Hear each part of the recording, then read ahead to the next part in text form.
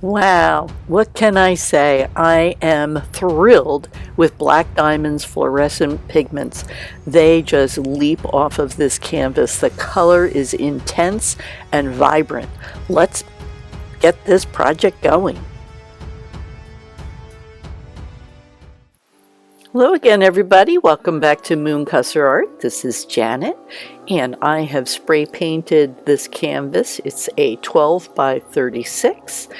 And we are going to have our back taped off. I like to use the Scotch Blue tape before I spray paint, and then I use my yogurt cups as table legs, and that's going to keep my canvas off of the tabletop. I've got some wax paper down so that I have easy cleanup afterwards.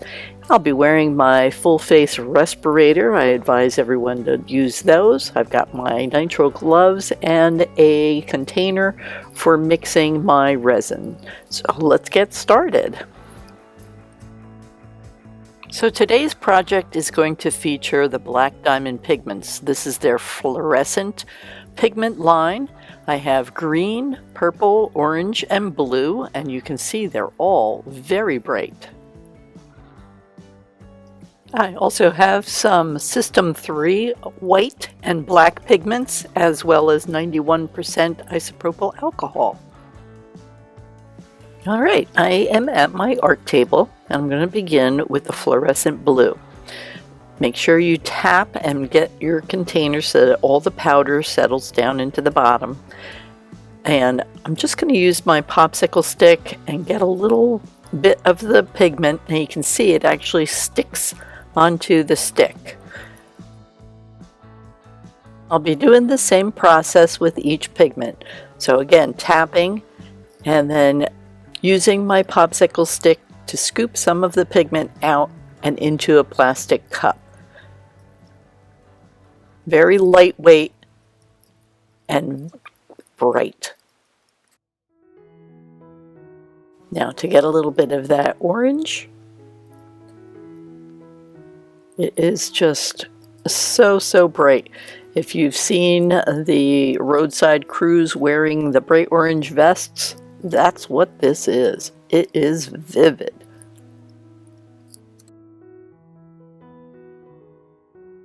And last but not least, I've got the purple. Again, using that popsicle stick to take the pigment from the container and into the plastic cup. I use plastic cups because it's going to be important. I'll be adding the alcohol in here. And you can see the pigment is slightly sticky. Let me grab my alcohol. This is a dropper bottle filled with the 91% alcohol.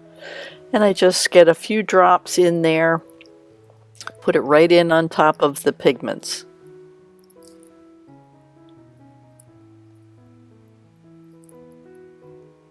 Then using the popsicle stick, I'm going to start to blend the alcohol into the dry pigment.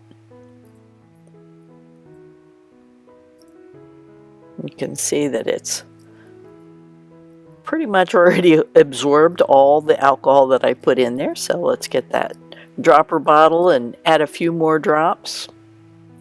I am not keeping track of how much alcohol I'm using. The main purpose of using the alcohol for this project is so that I can wet these pigments. I want them to dissolve into the alcohol, so I'm taking my time trying to break up any clumps that I might see. I don't want this to be so thin that it's watery. I want the consistency to be that of milk. So if that makes sense to anybody, you don't want it to be really watery, but you don't want it to be thick and clumpy, so you can see it drips off of there slowly. And just take your time. You can see I actually still have a clump stuck on the end of the stick, so I will go back and mix that in carefully. And I'm going to go back and do the exact same process with each one of these colors. I've selected to use Artistry Epoxy today. This is their countertop, tabletop formula. This is very thick epoxy. I'm going to be batching 26 fluid ounces to cover my canvas, and this is important because I'm looking to get some nice details and effects. And with the artistry epoxy, it's being a very thick consistency. Once I create those details, they're going to stick and not drift away. So that's why we're using this one. Okay, and we are at the resin table. Here are my cups of pigment with the alcohol added to it. Again, this is a dry pigment powder that I have added the isopropyl alcohol to. So let's get that going over here. Get these containers off of my table. Pretty colors.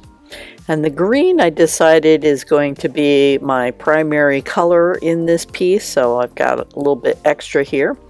The artistry epoxy is a 1-to-1 ratio epoxy, so I have measured equal parts. I get my measurement from cups that have their marks on there. You don't want to weigh it, you want to do it by volume. I'll put a link in here for those that are wondering what I'm talking about as far as measuring your epoxy. I've got a little tutorial on that. And you can see I'm not adding large quantities to these cups. Each cup is getting a small amount added to it. Trying not to get any clear drips. I'm almost knocking over my purple cup over there. There we go. Tidy up a bit. And now I've got that resin in there, and I'm just going to blend a small amount of resin in with that mixture of pigment with the alcohol.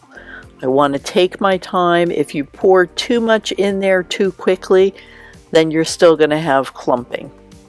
So I'm just going to go through, mix each one a little bit at a time. Even though I'm speeding this up at this part, I am truly taking my time to blend those in very carefully. I'm trying to avoid any clumping. Alright, now I'm reaching for my container of clear resin again, and again adding some more of the clear resin into what I've already combined. I'm looking to get this to build up to the amounts that I want.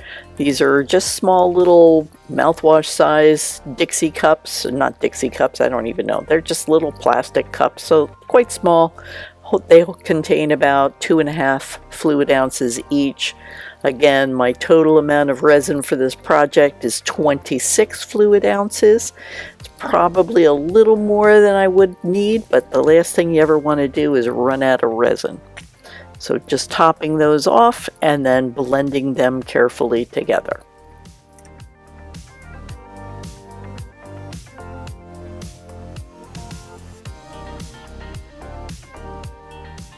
And as I said before, I had decided that the green was going to be the primary color with the most quantity on this piece. So I'm taking that cup that I've blended, and now I'm mixing all that contents into the large container of the transparent resin, all the remaining. I'm not going to have any clear resin part of this project. All right, looks good. Let's get ready to pour. All right, I'm going to run a line of the resin towards the edges, and then using my gloved hand, I'm going to smooth that right up to the edge. You want to make sure you have nitrile gloves that fit well. All right, with a clean glove back on, I'm going to start filling in the center. Remember, this canvas is not supported on the back, so I didn't worry about the edges. So we're just going to spread that resin all through there, and then we're going to get the torch, pop the bubbles, and let it kind of flow and settle in on the board here. I'm going to run one more bead around the edge. Now it's time to start adding the colors. I had no plan on how I was going to lay these down. I knew I was going to be pouring them in pools, and I'm just kind of looking at the colors. I have my batches of the System 3 black and white, and they're going in as well. Alright, the camera is running at normal speed now, so I want to show you exactly, and really help you guys out as much as I can. This, you can see I'm lifting the canvas just slightly on one end, and I'm using my torch to warm up the resin. Again, it's a very thick resin, so using the torch, you even get a little flash of the fire there from it, combusting on the resin. So be careful. I do have fire extinguishers in my studio.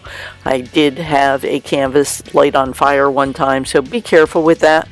But you can see I'm using a lot of heat on this resin, and that's because I want it to become as fluid as possible so that I can start breaking up in these areas and getting that lacing. So look down on the right side of your screen. You can see that orange is really starting to break loose, and it's sending out some really nice lacing. Now, this is where the resin is going to start running over the edges, and that's okay. That's what I planned for. A little more heat. A little tilt back the other way because I want to keep some of that color in that spot. And you can notice that as soon as the heat gets there, it gets more fluid. I still have colors in my cup, so I'm going to grab a little bit more white because white is the queen of getting lacing. So put a little puddle in there. I'm going to hit it with my torch to fire it up. And then I'm going to start tilting that board yet again. I want that orange to swing over in there. Get it to kiss into that white. Now it looks like I'm pouring it right off of my canvas, but I'm just moving around to the other side. And give it a little bit more heat, loosen everything up once again, and try to find a spot where I can grab that canvas so that I can let these pigments do their thing. So they're drifting and they're opening up and creating the lacing effects that we all love. Well, watch those bloom. Pretty cool. A little more heat down this way so it'll flow better for me. Now let's try to bring it across the board in this direction now. So it's essentially like doing an acrylic pour. A little bit messier with the resin, but just letting it drift and pull and open up those lacing cells in the resin. Okay, back to full screen for you. So I'm just going to keep moving around the board.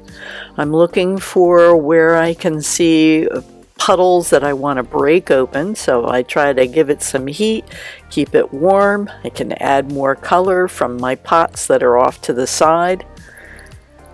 Put a little bit more resin on there. Even let it go over the edge. I'm not worried about having completely finished off edges. What I really want is I want that view of the canvas to have some spectacular effects. I'm just going to, again, heat it up, tilt it, and let those cells open up all on their own. Now, before I talk to you about that this canvas is not supported.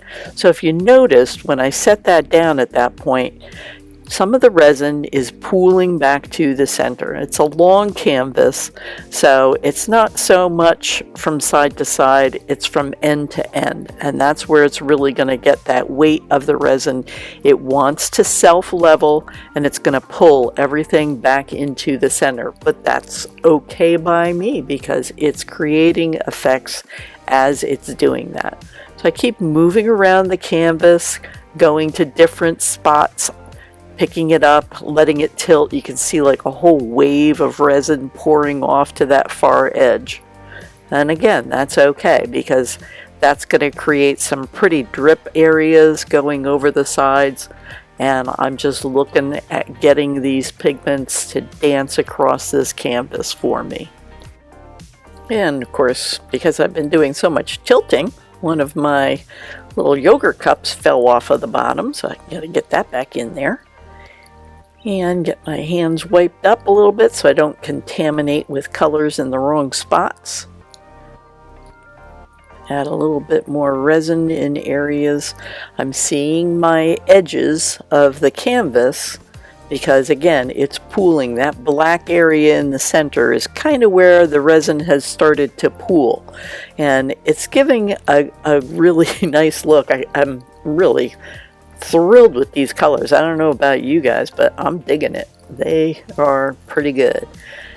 Finally breaking out my Wagner heat gun, because I wanted to blow some of that purple over the edge of the canvas there. So I'm trying to push it my way, but hey, grab the other cup of purple, add a little bit more. Now I got more to work with, and it's going to go right over the edge. I am looking at how the drip edges are looking, walking around, checking everything, but I'm pretty satisfied with how this is coming together. It's got some amazing details. Can't wait to show you the close-ups, and just making sure I've got everything, get all those bubbles popped, and then I'm going to cover it and let it cure overnight. I'll see you tomorrow. We had a nice little dusting of snow last night, but it is crystal clear weather today. My favorite time to get outside with resin art and take some photographs and videos.